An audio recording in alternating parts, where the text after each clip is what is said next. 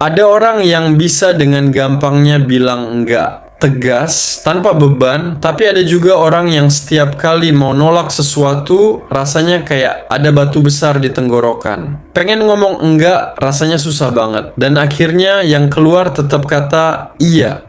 Pertanyaannya, kenapa sih sebagian orang bisa sesusah itu bilang enggak? Nah, sebenarnya ini bukan soal penakut atau nggak berani, tapi ada psikologi yang bekerja di baliknya. Dan kalau kita ngerti kenapa kita atau orang lain bisa kayak gini, mungkin kita bisa lebih paham sama diri sendiri dan bisa lebih gampang lepas dari pola ini. So, mari kita bahas. Yang pertama, ada fenomena psikologis yang namanya boundary issues. Masalah batasan. Banyak orang yang nggak berani bilang enggak karena dari kecil mereka nggak pernah diajarin soal batasan yang sehat. Mereka nggak pernah dengar kalau it's okay to say no. Mereka nggak pernah lihat contoh gimana orang dewasa di sekitar mereka nolak sesuatu dengan cara yang baik. Jadinya mereka tumbuh dengan pemikiran kalau batasan itu nggak ada. Kalau orang minta sesuatu, kita harus kasih.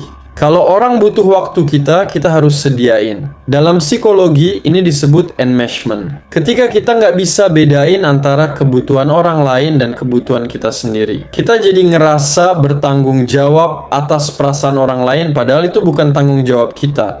Coba bayangin ini, ada teman yang selalu curhat ke kamu. Setiap hari, tiap malam, kamu capek, kamu pengen tidur, tapi dia ngirim chat panjang lagi, kamu baca terus kamu bales. Karena kamu takut kalau kamu nggak bales, dia bakal ngerasa sendirian. Atau ini, bos kamu ngasih kerjaan tambahan terus-terusan. Kamu udah lembur seminggu penuh, tapi kamu tetap terima karena kamu takut dikira nggak kompeten. Kamu takut karir kamu mandek. Jadi kamu korbanin kesehatan kamu demi ekspektasi yang mungkin cuma ada di kepala kamu sendiri. Ini semua adalah contoh gimana psikologi kita bisa bikin kita terjebak dalam pola yang melelahkan. Ada satu penelitian dari psikolog Harriet Breaker yang nulis buku The Disease to Please. Dia bilang, people pleasing itu bukan sifat alami. Itu adalah learned behavior. Perilaku yang dipelajari dan biasanya tumbuh dari masa kecil kita. Kalau dari kecil kita dapat validasi cuma ketika kita jadi anak yang nurut, anak yang nggak ngelawan, anak yang selalu membantu, maka otak kita nyimpan pola itu. Kita belajar, kalau gue bilang iya gue aman, kalau gue bilang enggak, gue dalam bahaya. Dan pola itu terbawa sampai dewasa. Kita jadi orang yang nggak bisa bilang enggak karena kita takut kehilangan rasa aman itu. Kita takut kehilangan persetujuan. Kita takut kehilangan cinta. Padahal cinta yang sehat itu nggak datang dari kepatuhan. Cinta yang sehat itu datang dari kejujuran. Termasuk jujur ketika kita nggak bisa.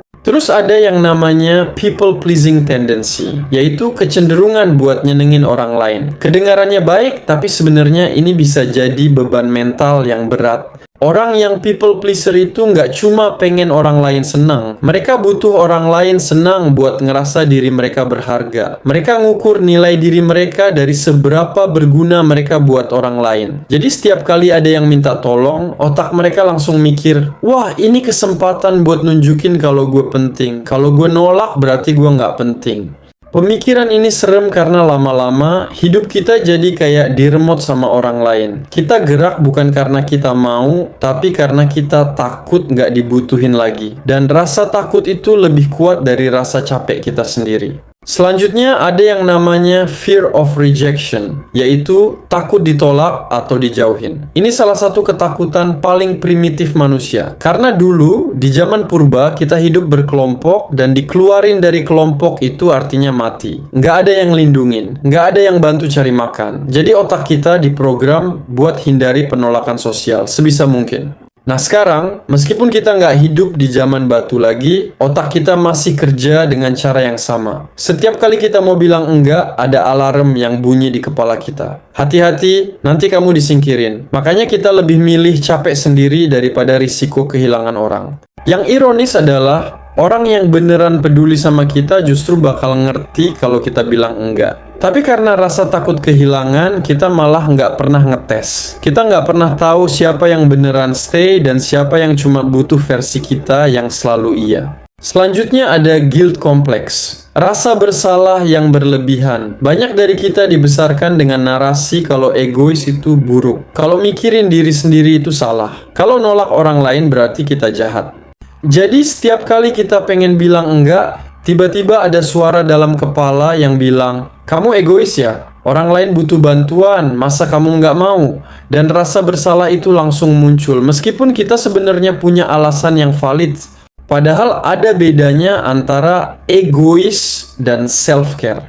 Egois itu ketika kita ngambil sesuatu yang bukan hak kita dan merugikan orang lain tanpa alasan. Sedangkan self-care itu ketika kita jaga diri kita sendiri supaya kita nggak burn out. Tapi karena kita nggak pernah diajarin bedanya, kita jadi takut dibilang egois setiap kali kita prioritasin diri sendiri. Terus, setelah tahu itu semua, apa yang bisa kita lakuin? Pertama, kenali trigger kamu. Kapan kamu paling susah bilang enggak? Sama siapa? Dan di situasi kayak apa? Kalau kamu udah tahu polanya, kamu jadi lebih siap buat ngelawan otomatis respons itu.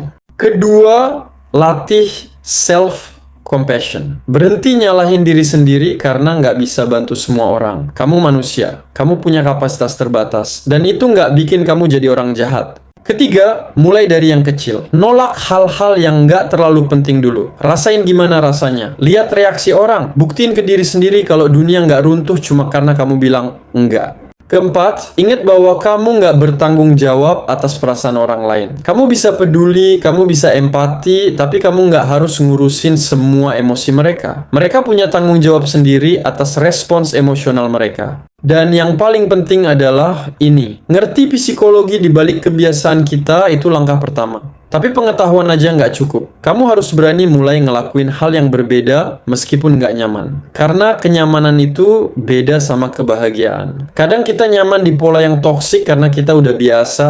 Tapi itu nggak bikin kita bahagia. Jadi kalau hari ini kamu lagi belajar bilang enggak dan kamu ngerasa bersalah, ingat itu bukan tanda kamu egois. Itu cuman otak kamu yang lagi belajar pola baru. Kasih waktu, kasih ruang. Lama-lama bilang enggak bakal jadi lebih gampang.